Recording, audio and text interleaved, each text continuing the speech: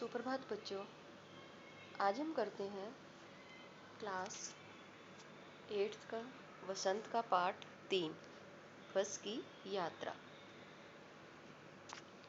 इसमें लेखक क्या है, एक बस में अपने दोस्तों के साथ यात्रा करता है और उस बस की हालत के बारे में लिखता है।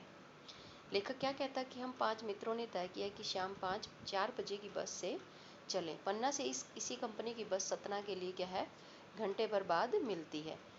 यानी कि क्या है, वो पन्ना से उन्होंने चलना था और कहाँ जाना था, सतना, जो कि क्या है जबलपुर के लिए। क्या है, सतना से उन्हें क्या पकड़नी थी, ट्रेन। यानी कि पन्ना से वो चलते और सतना तक पहुँचते और वहाँ से क्या पकड़ते, जबलपुर की ट्रेन। सुबह घर पहुँच जाएंगे। हम में से 2 को क्या सुबह काम पर हाजिर होना था, इसलिए क्या है उनको जाना जरूरी था। पर लोगों ने क्या है सलाह दी कि समझदार आदमी इस शाम वाली बस में सफ़र नहीं करते। क्यों? क्योंकि रास्ते में डाकू मिलते हैं और नहीं बस डाकिन है। क्योंकि बस की हालत देखकर लगता था कि बस क्या है बहुत ही ज़्यादा पुरानी और उसकी हालत बड़ी ही खटारा हो चुकी है। लेखक कहते हैं कि बस को देखा तो क्या है उसके प्रति क्या है श्रद्धा उमड़ पड़ी। यानी कि क्या है, ऐसा लगता था जैसे किसी वृद्ध को देखकर हमें क्या है, बूढ़े व्यक्ति को देखकर हमें दया आ जाती है। इसलिए बस को देखकर भी ऐसा ही अनुभव हो रहा था। बस कंपनी के हिस्सेदार भी क्या है, लेखक क्या बताते हैं कि बस कंपनी के हिस्सेदार भी उस बस में जा रहे थे। हम में से उन्होंने पूछा कि यह बस हमने उनसे पूछा कि यह बस चलती भी है, तो वह बोले चलती क्यों नहीं जी, अभी चलेगी। हमने कहा वही तो हम देखना चाहते हैं, अपने आप चलती है यह? हाँ जी। और कैसे चलेगी? गजब हो गया, ऐसी बस अपने आप चलती है। हम आगा पीछा करने लगे। डॉक्टर मित्र ने कहा डरो मत, चलो। यानी कि एक व्यक्ति क्या है उसमें डॉक्टर, उनका व्यक्ति क्या, एक मित्र क्या था, डॉक्टर था, तो उसने कहा डरो मत, चलो, बस अनुभवी है, नई नवेली बसों से ज़्यादा विश्वसनीय है।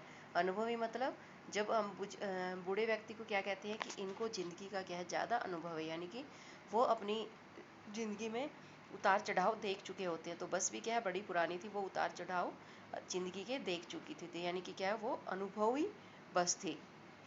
और क्या कहते हैं डॉक्टर मित्र कि वो क्या है बेटों की तरह प्यार से गोद में लेकर चलेगी। और ऐसा कहकर लेखक क्या है और उनके मित्र उसमें बैठ जाते हैं और इस तरह देख रहे होते हैं कि जैसे जो उनको छोड़ने आए थे उनको इस तरह देख रहे होते हैं कि जैसे वो उनसे विदा ले रहे हैं। क्योंकि उस बस में बैठकर ऐसा लग रहा था कि वो दोबारा उनसे मिलेंगे ही नहीं। और क्या है, सचमुच में बस स्टार्ट हो जाती है और जैसे कि बस सारी बस ही इंजन है। हम इंजन के भीतर बैठे, यानी कि स्टार्ट करते ही बस इतनी आवाज़ कर रही थी कि सारी बस हिल रही थी और ऐसा लग रहा था जैसे इंजन के अंदर ही बैठे हैं। बस में कांच बहुत कम बचे थे। हम फौरन खिड़की से दूर सरक गए और इंजन चल रहा था, पर लग रहा था कि हमारी सीट के नीचे ही इंजन है। बस सचमुच चल पड़ी। हमें लगा गांधी जी के असहयोग शून्य अवज्ञा आंदोलन के वक्त अवश्य जवान रही होगी। यानी कि अब बस की हालत बड़ी बुरी हो चुकी थी। और लेखक क्या कहता है कि हो सकता है यह असहयोग आंदोलन के समय जवान रही होगी, यानी कि उस समय नई होगी, उसे ट्रेनिंग मिल चुकी है। हिस्सा दूसरे से असहयोग कर रहा है, यानी कि कोई भी हिस्सा क्या है एक दूसरे से मिलकर नहीं चल रहा था। और ऐसा लग रहा था कि कभी भी क्या है सीट बॉडी को छोड़कर आगे निकल जाएगी या सीट को छोड़कर बॉडी आगे निकल जाएगी। 8-10 मील चलने पर सारे भेदभाव मिट गए।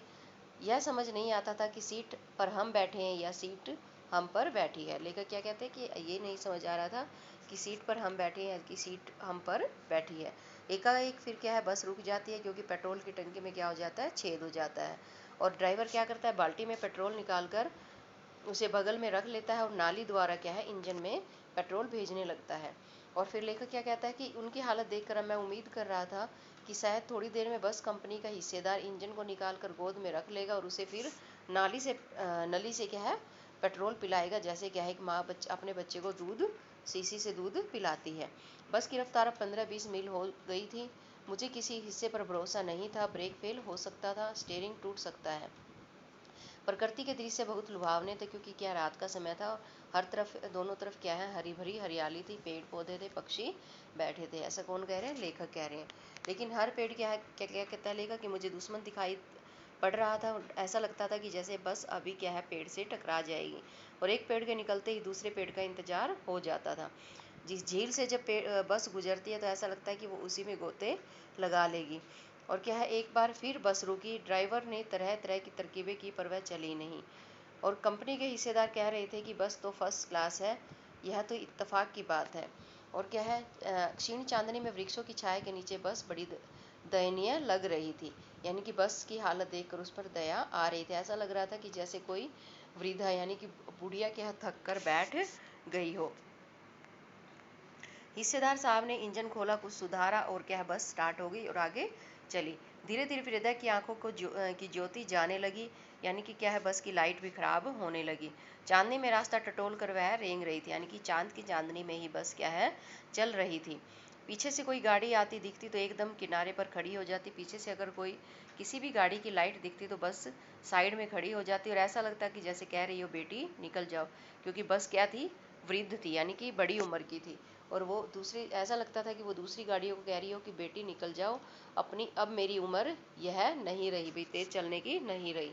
और एक पुलिया के ऊपर पहुंचे तो क्या है, टायर फिस करके बैठ गया और बहुत बहुत जोर से हिलकर थम गई। यानी कि बस रुक गई।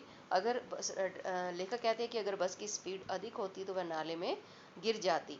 और इस बार क्या है, मुझे उस कंपनी के हिस्सेदार पर क्या है, श्रद्धाभाव दिखाई दिया।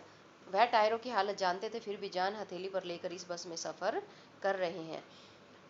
और सोचा कि इस आदमी का क्या है, सांस और बलिदान भावना का हमें यहाँ पर सही उपयोग नहीं हो रहा। कि मतलब इन्हें पता है कि बस की हालत इतनी बेकार है, फिर भी अपनी जान को हथेली पर रखकर क्या बस में यात्रा कर रहे हैं। और लेखक कहता है कि इनको तो क्या क्रांतिकारी आंदोलन का नेता होना चाहिए था।